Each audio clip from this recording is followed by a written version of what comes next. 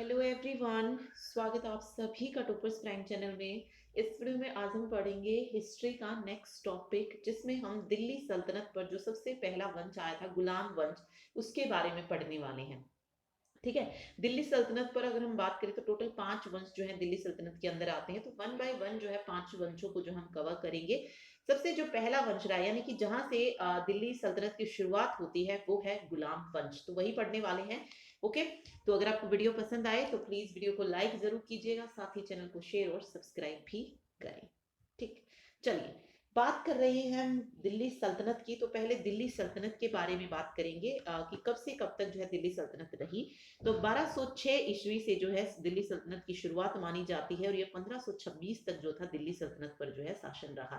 ठीक है। कितने वंशों का रहा? 5 वंशों का शासन जो था इस अवधि के बीच में रहा। तो आप देख सकते हैं 5 वंशों ने जो थी लगभग 320 वर्ष तक जो था शासन जो था यहाँ पे किया था। ठीक है। 320 साल जो था इन 5 वंशों ने शासन किया। और इनमें से एक कर्म जो है कर्म से रिलेटेड एक क्वेश्चन आता है कि सबसे पहले कौन सा वंश आया फिर कौन सा वंश आया, तो वो देख लेते हैं। देखिए सबसे पहले जो भारत में दिल्ली सल्तनत की शुरुआत होती है वो होती है गुलाम वंश से। गुलाम वंश आता है कब? 1206 ईस्वी में। ठीक है। किसके द्वारा? कुतुबुद्दीन ऐबक के द्वारा। तो वो डिटेल में हम आगे जाएंगे। तो 1206 से लेकर 1290 तक का जो काल रहा वो रहा गुलाम वंश का। इनका काल कितने सालों तक रहा, ये क्वेश्चन आपसे पूछा जा सकता है। तो ये आप देख सकते हैं लगभग लगभग ये 84 साल जो था दास वंश का या गुलाम वंश का जो था शासन रहा था। ठीक है। ओके। 84 साल तक जो है गुलाम वंश का शासन जो था दिल्ली पर रहा था। दिल्ली के बाद आता है कौन सा वंश? खिलजी वंश। सॉरी, दिल्ली के बाद नहीं, गुलाम वंश के बाद आता है खिलजी वंश। यहाँ से जो क्वेश्चन पूछा जाता है वो भी मैं आपको जरूर बताऊंगी। और खिलजी वंश का जो शासन काल रहा वो 1290 से इसकी शुरुआत मानी जाती है और 1320 तक जो था ये रहा था। और यहाँ से ये जो हम डेट पढ़ रहे हैं ना, इससे रिलेटेड क्वेश्चन जो है एग्जाम में देखने को मिलता है कि गुलाम वंश का शासन कितना रहा, खिलजी वंश का। देखिए और किसी वंश से रिलेटेड नहीं आता है क्वेश्चन, ना मौर्य काल आता है, ना आगे मगध साम्राज्य आता है, कुछ नहीं आता है। जो 5 यहाँ से जो डेट का जो क्वेश्चन निकल के आता है ना हिस्ट्री में से, वो सिर्फ दिल्ली सल्तनत में से ही पूछा जाता है। तो बस ये चीज इसमें आपको याद रखनी कि गुलाम वंश का शासन कब से कब तक रहा, खिलजी वंश कितने का रहा, और इनका जो क्रम था कि पहले कौन सा वंश आया फिर उसके बाद कौन सा वंश आया, ये आपको याद रखना है। तो 1290 से लेकर 1320 यानी कि 30 साल जो है खिलजी वंश का जो था शासन रहा था। ठीक है। खिलजी वंश के बाद आता है फिर तुगलक। ओके, तुगलक वंश। तुगलक वंश जो है ये आता है 1320 में और 1414 तक जो है ये रहता है। अब यहां से 2 क्वेश्चन निकल के आते हैं।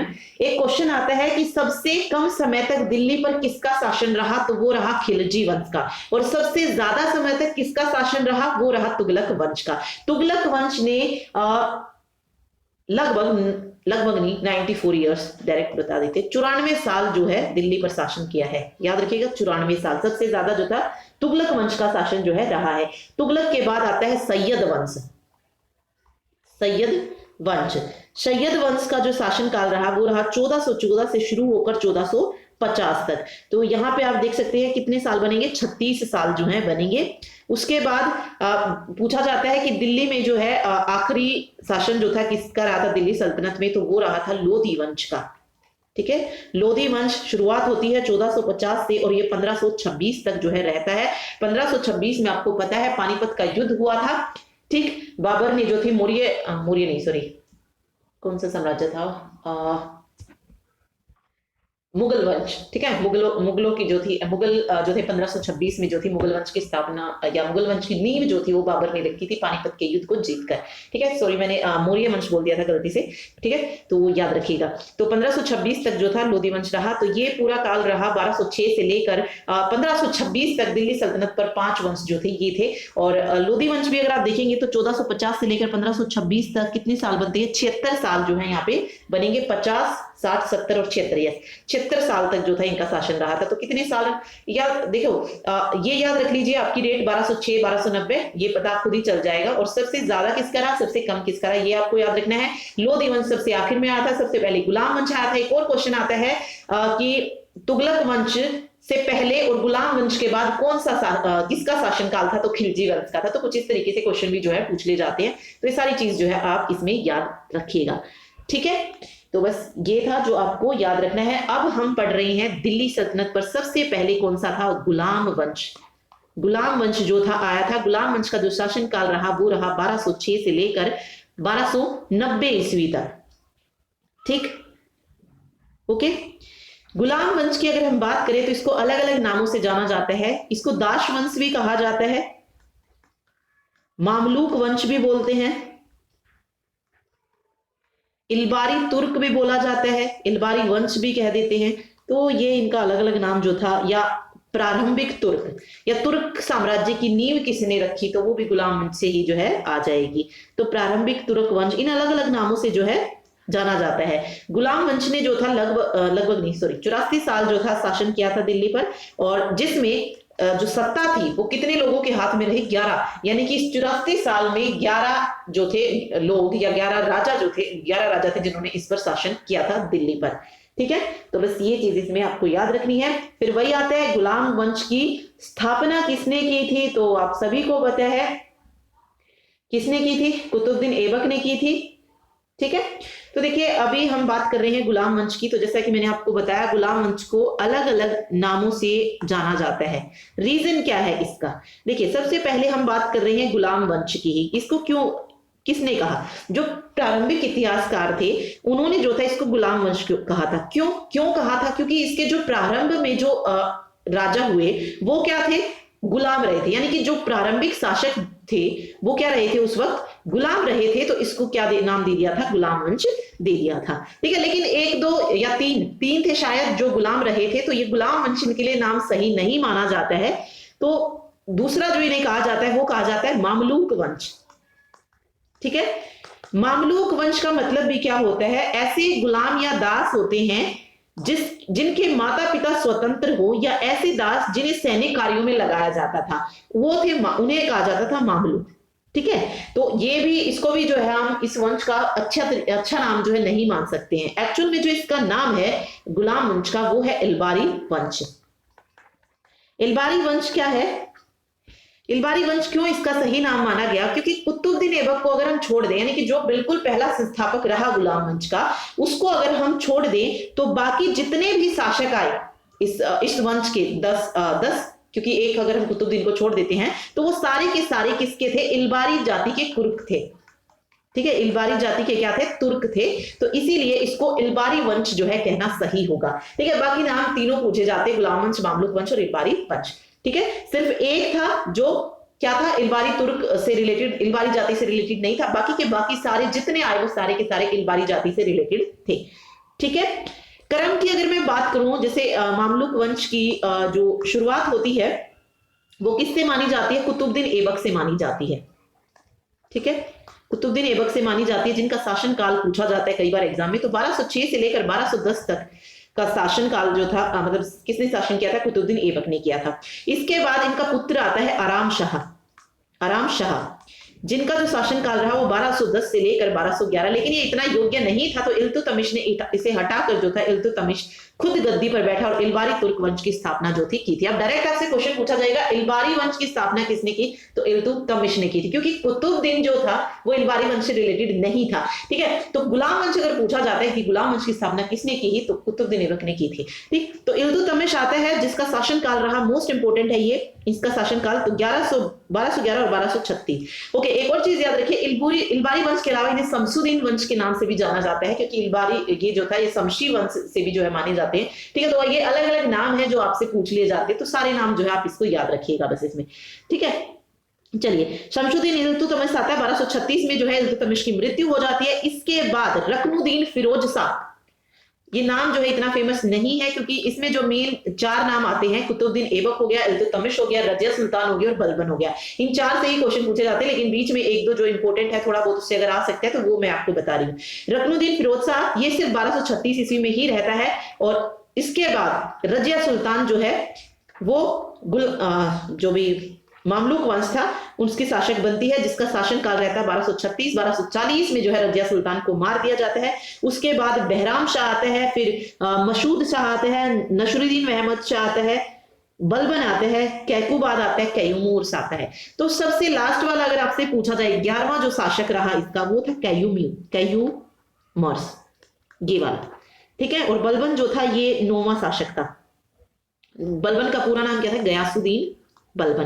तो बलबन का शासनकाल याद रखिए बस 1265 से लेकर 1287 तक।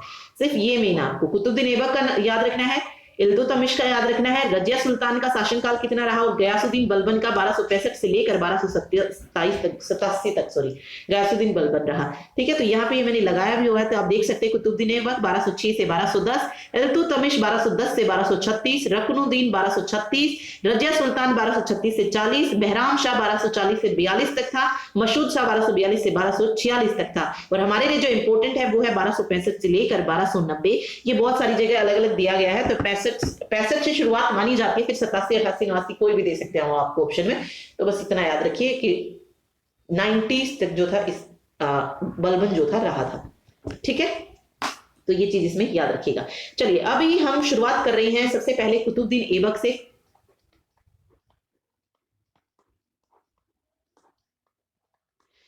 ओके, चलिए, कुतुबुद्दीन ऐबक गुलाम वंश का संस्थापक था।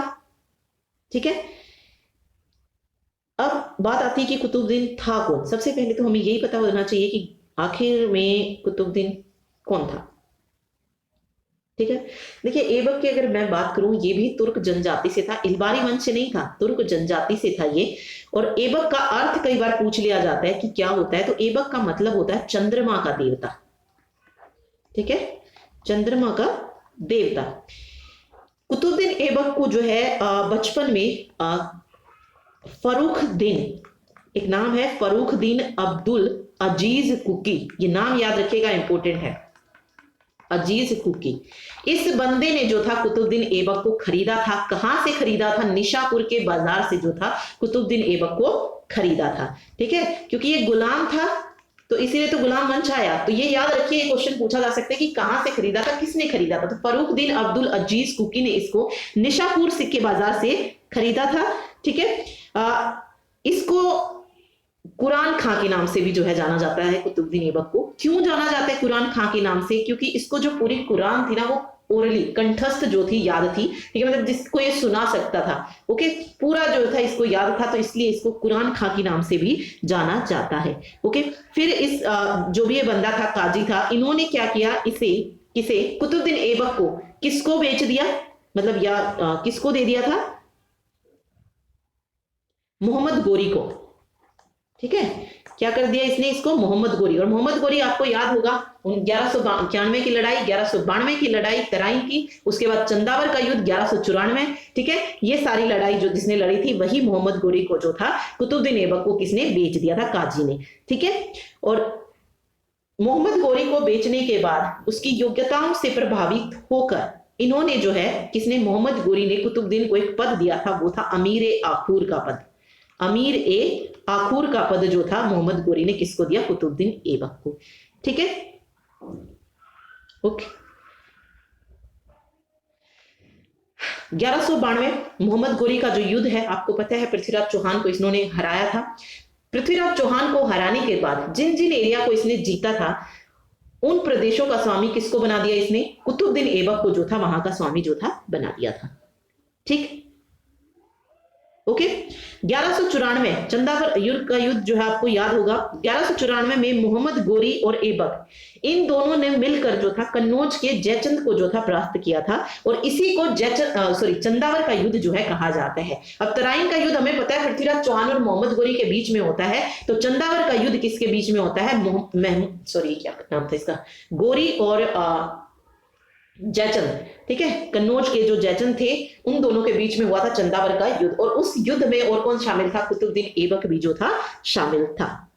ठीक है, तो बस ये चीज याद रखिए। फिर बात आती है 1206 में, जब गोरी की मृत्यु हो गई। गोरी की मृत्यु के बाद ऐबक जो था ये दिल्ली की राजगद्दी पर बैठा था, किंतु इसने जो थी सुल्तान की उपाधि जो थी धारण नहीं की, और जो थी इन्होंने उपाधियां जो थी धारण की थी।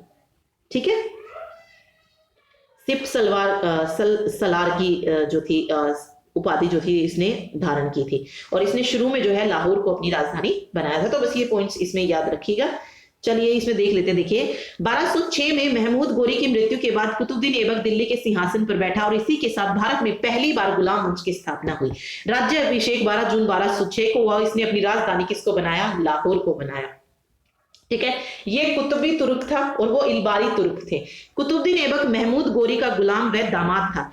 कुतुबुद्दीन ऐबक को लाख बख्श या हातिम ताई की संज्ञा जो है दी जाती है। लाख बख्श की संज्ञा पूछी जाती है, किसको कहा जाता है लाख बख्श? तो कुतुबुद्दीन ऐबक को ही कहा जाता है। ठीक है, कुतुबुद्दीन ऐबक ने यल्दोज को दामाद, कुबाचा को बहनोई और इल्तुतमिश को अपना एक मिनट, ओके यहाँ पे मिस्टेक दी गई है। यल्दोज को जो है उसने दामाद नहीं बनाया था। यल्दोज जो था ये महमूद जो गोरी था उसका लेफ्टिनेंट थे दो, ताजुद्दीन और यल्दोज। इनको जो है कुछ एरिया जो था सिंध और मुल्तान तक का जो क्षेत्र था, इनकी गजनी वगैरह ये सब जो था इसको दिया गया था। ठीक है, और इल्तुतमिश जो था इनका दामाद था। ठीक, तो ये थोड़ा सा इसमें मिस्टेक है। ठीक, ओके इसने अपने गुरु कुतुबुद्दीन बख्तियार काकी की याद में कुतुब मीनार की नींव रखी थी। तो कुतुब मीनार की नींव किसने रखी थी? कुतुबुद्दीन ऐबक ने रखी थी, लेकिन इसका जो निर्माण कार्य था उसको पूरा किसने करवाया था? इल्तुतमिश ने करवाया था। ओके, फिर कुछ जो मरम्मत हुई थी बाद में, जो क्षतिग्रस्त हो गई थी जो भी एक दो मंजिल, उसको किसने करवाया था वापस से मरम्मत? फिरोज शाह तुगलक ने करवाया था। ओके, तो बस ये याद रखिए। दिल्ली में स्थित कुत उल इस्लाम मस्जिद और अजमेर का 2.5 दिन का झोपड़े का निर्माण भी जो है कुतुबुद्दीन ऐबक ने ही करवाया था। ठीक है, और कुवैत उल इस्लाम मस्जिद ये है, ये भारत में निर्मित जो है पहली मस्जिद थी। 1210 में चौगन खेलते समय घोड़े से गिरकर इनकी मृत्यु होगी और इसे लाहौर में जो था दफनाया गया था। ठीक है, याद रखिए चौगन खेलते समय वाला क्वेश्चन भी आता है। लाहौर में कुतुबुद्दीन ऐबक को दफनाया गया था। इसने दिल्ली में 2.5 दिन का झोपड़ा, सॉरी अजमेर में 2.5 दिन का झोपड़ा और दिल्ली में कुत उल इस्लाम मस्जिद जो कि भारत की पहली मस्जिद जो है मानी जाती है। ठीक है, तो ये चीज इसमें आपको याद रखनी है। ठीक, चलिए उसके बाद आता है इल्तुतमिश। तो इल्तुतमिश के बारे में पहले थोड़ा सा जान लेते हैं।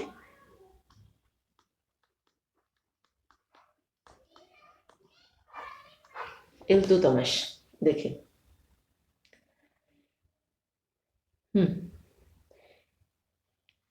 इल्तुतमिश जो था ये इलबारी जनजाति और शमसी वंश से थे। ठीक है, तो शमसी वंश की जो स्थापना की वो किसने की थी? इल्तुतमिश ने की थी। इल्तुतमिश जो था ये ऐबक का दामाद और बंदायूं का ये गवर्नर था। बंदायूं का गवर्नर था। इससे पहले जो है उनका जो पुत्र था आराम शाह, वो जो थे गद्दी पर बैठे थे, लेकिन उसको जो है अयोग्य होने के कारण जो था हटा दिया गया था। ठीक है, तो फिर आते हैं इल्तुतमिश। ओके, इल्तुतमिश को जो है भारत में तुर्की के शासन का जो है वास्तविक संस्थापक जो है माना जाता है। एक और पूछा जाता है कुतुब मीनार को किसने पूरा करवाया? तो कुतुब मीनार को पूरा करने का जो काम था ये भी किसने किया था? इल्तुतमिश ने किया था। एक और क्वेश्चन, इक्ता व्यवस्था की शुरुआत किसने की थी? तो वो भी इल्तुतमिश ने की थी। ठीक है, तो बस ये चीज आपको याद रखनी है। अब आपसे क्वेश्चन पूछा जाए कि इक्ता व्यवस्था थी क्या? इक्ता या अक्ता जो भी है, कुछ भी नाम आपको दे सकते हैं। तो इक्ता व्यवस्था क्या थी? एक तरीके की भूमि थी। ओके, जो सैनिक या जो असैनिक अधिकारी थे उनकी सेवाओं के लिए वेतन के रूप में जो थी उनको दी जाती थी। ओके, और इस भूमि से जो भी उन्हें राजस्व प्राप्त होता, मतलब जो भी राजस्व मिलता था वो इक्ताधारी जो व्यक्ति होता था उसको दिया जाता था। ठीक है, और जैसे ही उसका पद समाप्त हो जाता, वो जो जमीन होती थी वो किसको दे दी जाती थी? वापस से वो उसी मतलब वापस से जो है सरकार के पास वो चली जाती है। यानी कि मान लीजिए कोई भी सैनिक है, एक जमीन जो है उसको दी जाती है, उस पर जो भी उगता है वो तब तक उस जमीन से वो लेता रहेगा। कब? जब तक वो उस पद पर बन रहा है, मतलब है उस पद पर। अब जैसे ही उसका पद समाप्त हो गया, ठीक है, तो वो जो भी जमीन थी वो वापस से किसके पास चली जाएगी? सरकार के पास वापस चली जाएगी। यानी कि उस जमीन को जो देने वाला था, जिसने वो जमीन सैनिक या असैनिक अधिकारियों को दी थी, वो उसके पास वापस चली जाएगी। तो ये थी इक्ता व्यवस्था, जिसकी शुरुआत किसने की थी? इल्तुतमिश ने की थी। ओके, इल्तुतमिश जो था ये सुल्तान की उपाधि धारण करने वाला पहला सुल्तान था। ठीक है, अगर आपसे पूछा जाए कि सुल्तान की उपाधि सबसे पहले किसने धारण की थी, तो वो थे इल्तुतमिश। ठीक, ओके। एक और क्वेश्चन जो आपको याद रखना है, इल्तुतमिश ऐसा पहला शासक था जिसने शुद्ध अरबी सिक्के जो थे चलाए थे। ठीक। इल्तुतमिश ने चांदी का टंका एवं तांबे के जीतल को क्या किया था, फेमस किया था। यानी कि ये दो चीजें थी जो इल्तुतमिश के शासनकाल में चली थी। ठीक है। राजधानी इल्तुतमिश ने किसको बनाया, दिल्ली को। कुतुबुद्दीन ऐबक ने किसको राजधानी बनाया था, लाहौर को, और वहीं पर उसको दफन किया गया था। और इल्तुतमिश ने दिल्ली को राजधानी जो था बनाया था। ठीक। ओके। और भारत में अगर हम बात करें, मुस्लिम प्रभु सत्ता को स्थापित करने का जो काम था, ये किसने किया था, इल्तुतमिश ने ही किया था। ठीक है। ओके। आज तक हम दो युद्ध हमें पता है, तराइन के दो युद्ध। अगर आपसे पूछा जाए तराइन का तीसरा युद्ध ये कब हुआ और किस किस के बीच में हुआ, ये क्वेश्चन आता है। तराइन का तीसरा युद्ध होता है 1215 से लेकर 1216 ईस्वी के बीच में। और ये युद्ध किस किस के बीच में हुआ था, इल्तुतमिश और यल्दौज के बीच में हुआ था। यल्दौज जो नाम हमने पहले पढ़ा था, महमूद गोरी का जो लेफ्टिनेंट रहा, उनके बीच में जो था हुआ था। और ऑब्वियस है इल्तुतमिश का शासनकाल हमें पता है 1236 तक रहा, तो विजय भी किसकी हुई थी, इल्तुतमिश की जो थी, इसमें जीत हुई थी। ठीक। ओके। और उसके बाद जो था गजनी के किसी शासक ने जो था फिर दिल्ली पर आक्रमण नहीं किया था, यानी कि फिर किसी ने जो थी वो कोई लड़ाई नहीं की थी। ओके। तो इस विजय से क्या हुआ कि दिल्ली जो था ये पूरी तरीके से क्या हो गया, स्वतंत्र अस्तित्व जो था इसका निश्चित हो गया था। ठीक। और एक और क्वेश्चन आते हैं, भारत में गुंबद निर्माण का पिता किसको कहा जाता है, गुंबद निर्माण का पिता किसको कहा जाता है, इल्तुतमिश को ही कहा जाता है। ठीक है। ओके। एक और चीज अब यहां से आती है इल्तुतमिश से, वो है चहलगानी। ये चहलगानी से रिलेटेड बहुत सारे क्वेश्चन देखने को मिलते हैं। चहलगानी क्या था, ये 40 जो तुर्क सरदार थे उनका समूह था। यानी कि चहलगानी 40 तुर्क सरदारों के समूह को जो है कहा गया है। ओके। और ये स्थापित किसने किया था, ये स्थापित किया था इल्तुतमिश ने। ठीक है। और क्यों स्थापित किया गया था ये, इसमें जो भी अधिकारी होते थे वो क्या करते थे, सुल्तान को जो थे अपना, जो भी सुल्तान होता था उसको अपना सहयोग देते थे। ओके। और फिर एक और क्वेश्चन है कि चहलगानी का अंत किसने किया। देखिए चहलगानी का जिसने अंत किया वो खुद इस चहलगानी यानी कि 40 तुर्कों के जो सरदार का समूह था वो खुद इसका एक सदस्य था। तो इसका अंत करने का जो श्रेय है वो किसको दिया जाता है, बलबन को दिया जाता है। देखिए स्थापित किया किसने, इल्तुतमिश ने, और खत्म किसने किया था, बलबन ने जो था चहलगानी का अंत किया था। ओके। ठीक है। बस ये याद रखिए। और तो बहुत सारी चीजें हैं अगर इल्तुतमिश से रिलेटेड अगर हम पढ़ने लगेंगे तो, जैसे इल्तुतमिश ने उज्जैन में जो महाकाल मंदिर है उसको भी तुड़वाया था। हाँ, सुल्तान के पद को इन्होंने वंशानुगत बनाया। इसके अलावा ये चीजें याद रखिए। रणथंभौर पर विजय प्राप्त की थी इल्तुतमिश ने 1226 में। ठीक। बस इतना ही याद रखिए। ओके। चलिए पढ़ लेते हैं, कुछ एक्स्ट्रा होगा तो इसमें कवर हो जाएगा। देखिए वेट, सॉरी 1210 से लेकर 1236 इल्तुतमिश को गुलाम वंश का क्या कहा जाता है, वास्तविक संस्थापक। कुतुबुद्दीन ऐबक की मृत्यु के बाद इल्तुतमिश 1210 ईस्वी में दिल्ली के सिंहासन पर बैठा। दिल्ली का जो शासक बनने से पहले यह बंदायूं का राजा था। ठीक है। वैसे यहाँ पे 1211 आएगा, 1210 तक क्योंकि वो रहा था ना कुतुबुद्दीन ऐबक, फिर 1210 से 11 आराम शाह, तो मेनली 1211 से 1236 याद रखिए आप। ठीक। तो 1211 ईस्वी में जो था दिल्ली की गद्दी पर ये बैठा था और बंदायूं का राजा था। दिल्ली का शासक बनने से पहले जो मैंने आपको बताया था बंदायूं का गवर्नर था ये। इसने दिल्ली के सिंहासन पर बैठने के बाद राजधानी को कहां से कहां स्थानांतरित, क्योंकि लाहौर थी जब कुतुबुद्दीन ऐबक था, तो वहां से दिल्ली को इसने अपनी राजधानी बनाया था। ठीक है। इल्तुतमिश इल्बरी तुर्क था जो कुतुबुद्दीन ऐबक का दामाद व गुलाम था। इल्तुतमिश को गुलामों का गुलाम कहा जाता है क्योंकि ये कुतुबुद्दीन ऐबक का गुलाम था जो खुद भी क्या था, महमूद गोरी का गुलाम था। तो शुरू के 2 या 3 थे जो कि गुलाम रहे थे। ठीक है। तो ये बस ये याद रखिए। तो इल्तुतमिश को इसीलिए गुलामों का गुलाम कहते हैं क्योंकि ये उस बंदे का गुलाम था जो खुद किसी और का गुलाम था। ठीक। तो इल्तुतमिश कुतुबुद्दीन ऐबक का गुलाम था। कुतुबुद्दीन ऐबक जो था ये महमूद गोरी का जो था गुलाम था। इल्तुतमिश इक्ता प्रथा और शुद्ध अरबियन सिक्के चलाने वाला पहला शासक था। इसने सोने व चांदी के सिक्के चलाए, जिसमें चांदी के सिक्कों को टंका और सोने के चिंकों को सिक्कों को क्या कहा जाता था, जीतल कहा जाता था, जो मैंने आपको ऊपर बताया था।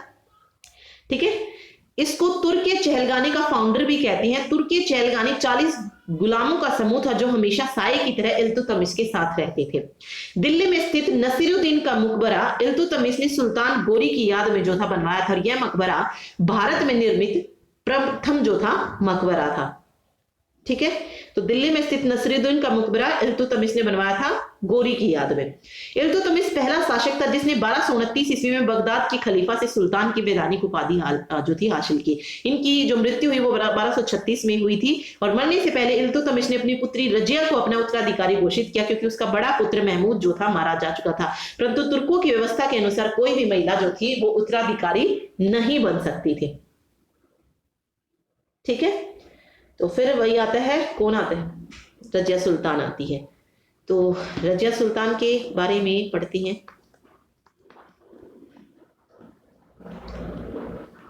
देखिए, रजिया सुल्तान का जो रजिया सुल्तान और उसके बीच में भी एक और बंदा है, तो वो हम पढ़ेंगे बाद में, पहले हमें सिर्फ इंपॉर्टेंट पढ़ना है। तो 1236 से लेकर 1240 तक ये भारत की पहली महिला शासिका थी, प्रथम मुस्लिम महिला शासिका थी रजिया सुल्तान, जो कि इल्तुतमिश की पुत्री थी, और मुस्लिम और तुर्की इतिहास की पहली महिला शासिका थी। ओके,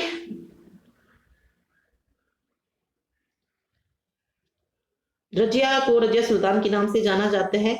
पर्दा प्रथा को जो था इन्होंने त्यागा था, और पुरुषों के समान जो था ये काबा पहनकर दरबार में जो थी हिस्सा लेती थी। काबा यानी कि चोगा, चोगा पहनकर जो थी ये दरबार में क्या लेती थी, हिस्सा लेती थी।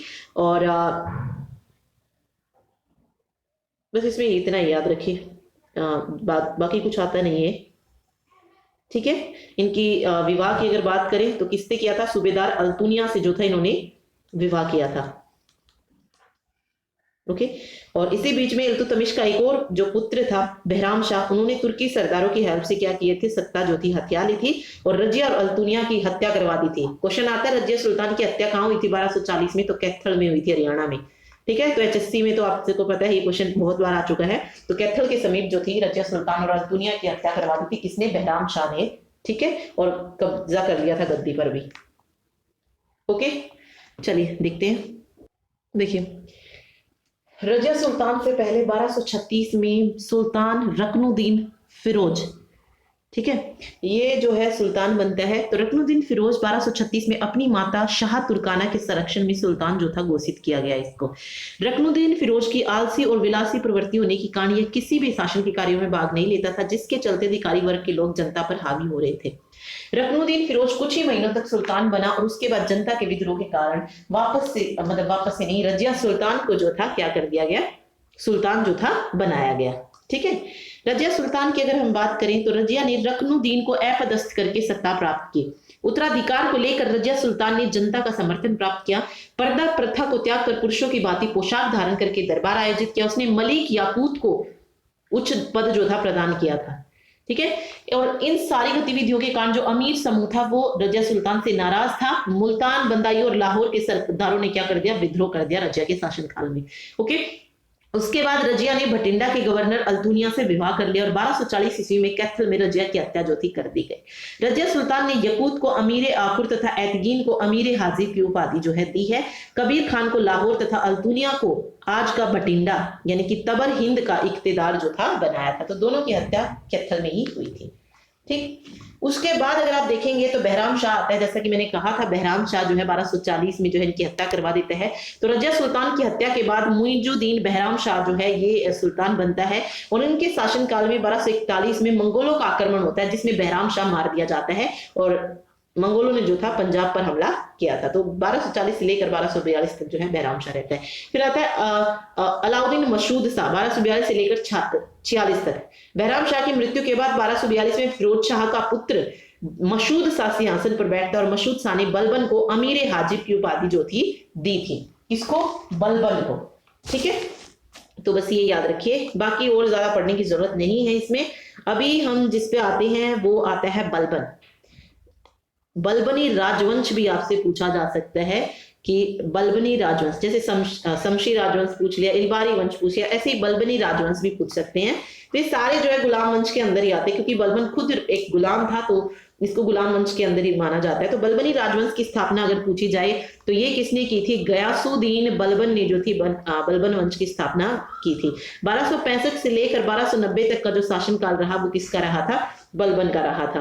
ठीक है, और बलबनी राजवंश का महान शासक जो है बलबन को माना जाता है।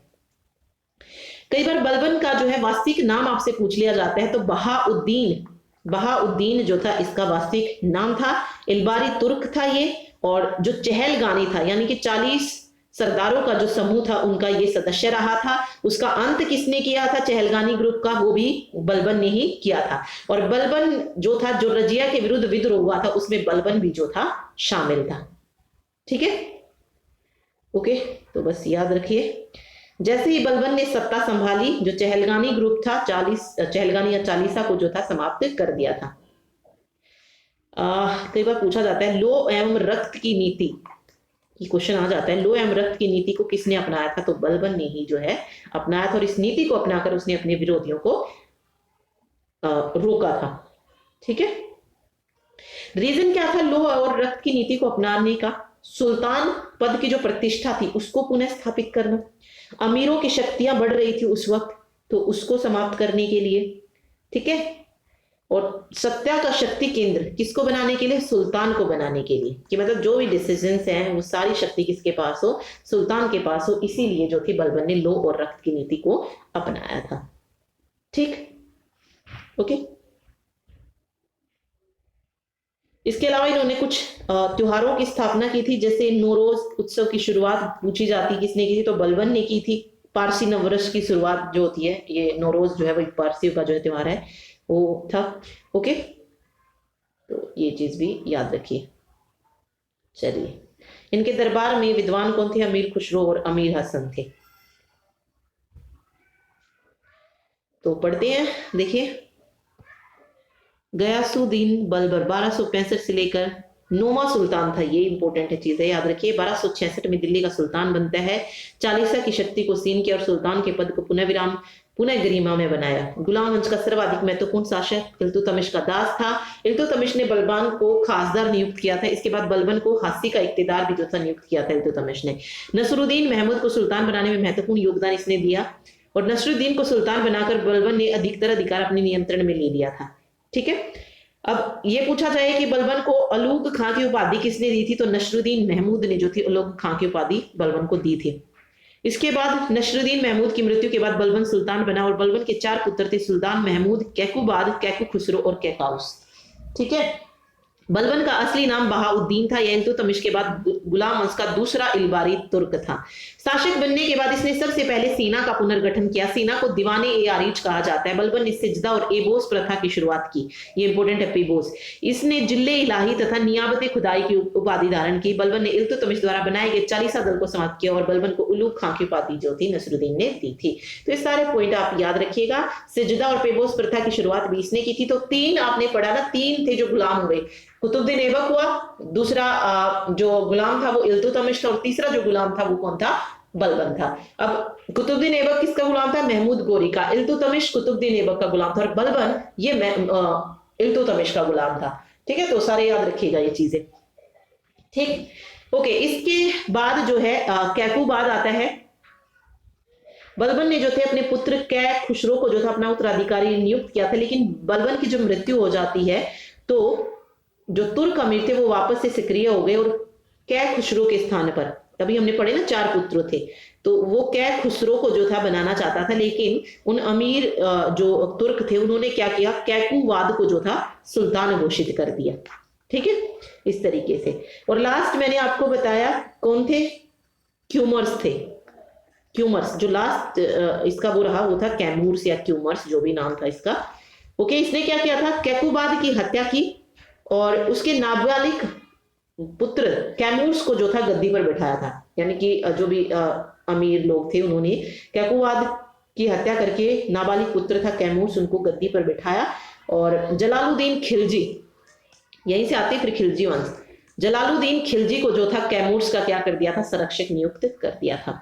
3 महीने बाद ही क्या कर दी गई, कैमूर की हत्या कर दी गई और जलालुद्दीन स्वयं सुल्तान बन गया। और गुलाम मामलुक वंश के बाद कौन सा वंश आ गया, खिलजी वंश आ गया।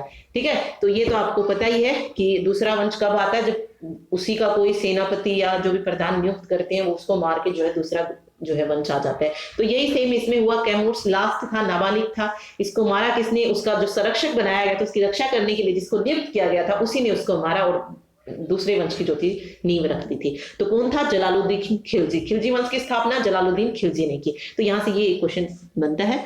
ओके, तो ये सारा जो है यहां से हो गया है। अब बात करते हैं क्वेश्चंस की, क्वेश्चन करते हैं। देखिए क्वेश्चन है, कुव्वत उल इस्लाम मस्जिद का निर्माण निम्नलिखित में से किसके द्वारा किया गया है। ओके, तो राइट आंसर हो जाएगा कुतुबुद्दीन ऐबक। कुतुबुद्दीन ऐबक ने इसकी शुरुआत कर दी थी 1193 ईस्वी में, और ये जो थी पहली मस्जिद थी भारत की जिसका निर्माण करवाया था कुतुबुद्दीन ऐबक ने। ठीक है, तो बस ये याद रखिए। फर्स्ट हो जाएगा 2.5 दिन का झोपड़ा, और एक और चीज थी ना जो जिसका निर्माण जो था कुतुबुद्दीन ऐबक ने करवाया था, वो क्या थी, याद नहीं रहा। 2.5 दिन का झोपड़ा था, कुतुब मीनार, हाँ 3 चीज ना, कुतुब मीनार, कुव्वत उल इस्लाम मस्जिद और 2.5 दिन का झोपड़ा। कुतुब मीनार कहाँ पर है, दिल्ली में, कुव्वत उल इस्लाम मस्जिद दिल्ली में, और 2.5 दिन का झोपड़ा अजमेर में है। एक और चीज याद रखिए, क्वेश्चन थोड़ा सा घुमाकर भी आपको पूछा जा सकता है कि विग्रह राज विसलदेव IV के द्वारा निर्मित संस्कृत महाविद्यालय को तोड़कर अजमेर में, या इसको तोड़कर एक मस्जिद का निर्माण किसने करवाया था, संस्कृत महाविद्यालय को तोड़कर, तो वो करवाया था कुतुबुद्दीन ऐबक ने। ठीक है, और किसका निर्माण करवाया था, उसको तोड़कर 2.5 दिन के झोपड़े का निर्माण जो था करवाया था। ठीक, तो याद रखिए वो संस्कृत महाविद्यालय जो था कहां पर था, अजमेर में था, विग्रह राज विसलदेव IV के द्वारा जो था वो निर्मित था। फिर कुतुब मीनार किसकी याद में बनवाया था, तो शेख ख्वाजा कुतुबुद्दीन बख्तियार काकी की याद में जो था कुतुब मीनार का निर्माण करवाया था। ठीक, और पहला मस्जिद ये जैन मंदिर को तोड़कर जो था इसका निर्माण करवाया था दिल्ली में ही कुव्वत उल इस्लाम मस्जिद को कुतुबुद्दीन ऐबक ने। तो सारे पॉइंट याद रखिएगा। काल क्रम अनुसार लगाना है, तो सबसे पहले हमें पता है, सबसे पहले आता है कौन सा वंश, इलबारी वंश। ठीक है, तो 4th नंबर। इलबारी वंश के बाद अभी हमने पढ़ा ना जलालुद्दीन खिलजी, तो खिलजी वंश आता है। और बिल्कुल शुरू में मैंने आपको बताया था खिलजी के बाद तुरंत बाद कौन आते हैं, तुगलक आते हैं, फिर सैयद आता है और लास्ट में लोधी वंश आता है। तो वो तो हमें यहाँ से पता ही चल रहा है क्योंकि लोधी वंश सबसे लास्ट में था, सबको पता होता है। तो डी ऑप्शन आप डायरेक्ट यहाँ से लगा सकते थे इसका आंसर। ठीक, चलिए अगला क्वेश्चन देखिए, दिल्ली का वह सुल्तान कौन था जिसकी मृत्यु पोलो खेलते वक्त जो थी हो गई थी, पोलो या चोगन खेलते वक्त जो है हुई थी। तो पढ़ा था ये क्वेश्चन भी, कुतुबुद्दीन ऐबक की मृत्यु 1210 ईस्वी में हुई थी चोगन खेलते वक्त। कहां पर दफनाया गया था, लाहौर में जो था इसको दफनाया गया था। और किस नाम से जानते थे इनको, लाख बख्श के नाम से भी जो है जाना जाता है। क्यों जानते इनको लाख बख्श के नाम से, क्योंकि दान देने के कारण जो था इन्हें लाख बख्श कहा जाता था। ठीक, ओके, और किसका गुलाम था, महमूद गोरी का गुलाम था। निर्माण किस किस चीज का करवाया वो मैं आपको इससे पहले वाले क्वेश्चन में पहले ही बता चुकी हूँ। कुतुब मीनार किस प्रसिद्ध शासक ने पूरा करवाया था, पूरा करवाने की बात आई तो कुतुब मीनार को पूरा करवाया था किसने, इल्तुतमिश ने। ओके, और तूफान के कारण जो मीनार क्षतिग्रस्त हुई थी उस कुछ भागों की मरम्मत किसने करवाई थी, फिरोज शाह तुगलक ने। तो वो तो हम तुगलक वंश में पढ़ेंगे ये सारी चीजें। तो फिरोज शाह तुगलक ने जो थी उसकी निर्माण करवाई थी। तो यहाँ पे इल्तुतमिश सही हो जाएगा। दिल्ली के सुल्तान का पद संभालने से पहले बलबन किस सुल्तान का प्रधानमंत्री था, ये पूछा है। सुल्तान बनने से पहले जो था बलबन, ये हमने पढ़ा था ना कि बलबन ने नसरुद्दीन महमूद को जो था क्या बनाया था, शासक बनाया था। तो ऑब्वियस है ये उसी का प्रधान था। ओके, और उसकी मृत्यु के बाद जो था बलबन क्या बना था, सुल्तान बना था। ठीक है, तो नसरुद्दीन महमूद जो है यहाँ पे राइट आंसर हो जाएगा। और नसरुद्दीन ने बलबन को कौन सी उपाधि दी थी, ये भी पढ़ा हमने, अलूग खां की उपाधि जो थी इसने उसे प्रदान की थी। ठीक, 1266 में जो है इसकी मृत्यु होती है और उसके बाद दिल्ली का सुल्तान बन जाता है कौन, बलबन। क्योंकि नसरुद्दीन का कोई पुत्र नहीं था तो इसीलिए बलबन जो थे सुल्तान बनी थी। निम्नलिखित में से दिल्ली का पहला प्रभुता संपन्न सुल्तान कौन था, पहला प्रभुता संपन्न सुल्तान था इल्तुतमिश। डी ऑप्शन जो है यहाँ पे बिल्कुल सही हो जाएगा। ओके, और इसने कौन कौन सी उपाधि धारण की थी, सुल्तान की उपाधि इसने धारण नहीं की थी, मलिक और सिपह सालार की जो उपाधि थी वो इल्तुतमिश ने धारण की थी। ओके, बस याद रखिएगा इसको, कुतुबुद्दीन ऐबक को। सॉरी, एक मिनट। पहला प्रभुत्व संपन्न गुलाम कौन था? ये तो इल्तुतमिश ही था। बट हाँ, सिर्फ सलार की और ये मलिक की उपाधि इल्तुतमिश ने नहीं, कुतुबुद्दीन ऐबक ने धारण की थी। ये थोड़ा सा मिस्टेक हो गया यहाँ पे। ठीक, चलिए अगला देखिए। चंगेज खान ने जलालुद्दीन का पीछा करते हुए किसके शासनकाल में भारत की सीमाओं पर आक्रमण किया था? चंगेज खान मंगोल आक्रमणकारी था चंगेज खान। इसने इल्तुतमिश के शासन में 1221 पढ़ा था हमने ऊपर, तो 1221 में जो था इसने सिंध पर आक्रमण किया था। ठीक है, तो इल्तुतमिश के शासनकाल में किया था। चलिए नेक्स्ट देखिए। निम्न में से किसको शक्तिशाली नोवेलों के एक समूह चेहलगानी के विनाश का श्रेय दिया जाता है? तो ये बलबन को दिया जाता है, तो ऑप्शन सी जो है सही हो जाएगा। ठीक, देखिए अगला। प्रसिद्ध फारसी त्योहार नौरोज का प्रवर्तन किसने किया था? तो शुरुआत किसने की थी? बलबन ने की थी, तो राइट आंसर हो जाएगी बलबन। इसके अलावा बलबन ने और क्या शुरू किया था? सिजदा और पायबोस, पायबोस की प्रथा को जो था आरंभ किया था। ठीक है, उत्तरी भारत की प्रथम महिला शासिका कौन थी? तो रजिया सुल्तान थी। ठीक है, निम्नलिखित में से वह अकेली रानी कौन थी जिसने दिल्ली पर शासन किया? तो वो अकेली रानी रजिया सुल्तान थी। रजिया सुल्तान किसकी बेटी थी? तो ये अल्तमश, अल्तमश के नाम याद रखिए, अल्तमश इल्तुतमिश दोनों आ सकते हैं, तो इल्तुतमिश की ये बेटी थी। ठीक है, वे दो वंशज कौन थे जिन्होंने खिलजी शासकों से तत्काल पहले और बाद में शासन किया? देखिए, खिलजी से पहले कौन थे? गुलाम थे, और खिलजी के बाद कौन थे? तुगलक थे।